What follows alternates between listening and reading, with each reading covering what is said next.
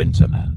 Czech Extreme Triathlon. Čau Wintermeni, jak už víte, máme tady novou, trošku kratší verzi plavání, ale i tak pro vás máme důležité informace, aby to plavání pro vás bylo komfortní a bezpečné. Nepůjde to v žádném případě v plavkách bez neoprenu, nepůjde to s packama, nepůjde to s ploutvičkama a nepotřebujete ani bojku. Ta bojka by byla spíš nebezpečná než problém.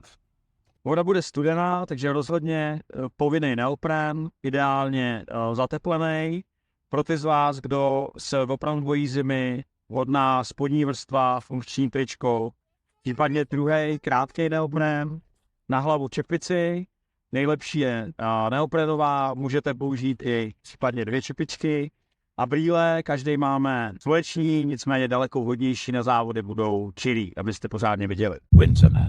Czech Extreme Triathlon. Wintermanská cyklistika, 180 km skrz Českosaské Švýcarsko a Lužické hory.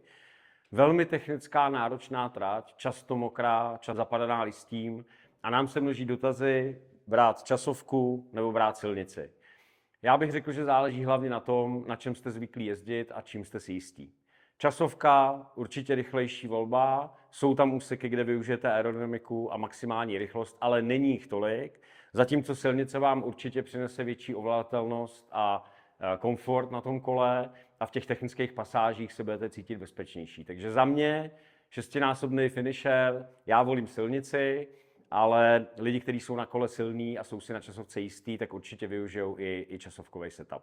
Je to na vás, důležitá věc je mít to kolo perfektně připravený, dbát na to, aby nebyly světý pneumatiky, dbát na to, aby byly perfektně nastavené brzdy a hlavně doufáme, že se nikdo nikde nesmotá a setkáme se ve zdraví na Malevilu. Takže hodně štěstí. Winterman. Czech Extreme Triathlon. Maraton na Ještěd a časté dotazy, volím silniční botu, obyčejnou nebo karbonovou, abych byl rychlejší. Většina té trati je po asfaltu, takže určitě karbonovka vám přinese nějakou minutu k dobru. Zároveň jsou tam úseky, které jsou po louce, lesní cestě, zejména finální obávaný kameně. Čili dobře zvažte, jak moc v té karbonové vysoké botě jste si jistí a jak moc vám ty ušetřené minuty během toho asfaltového úseku budou chybět na konci.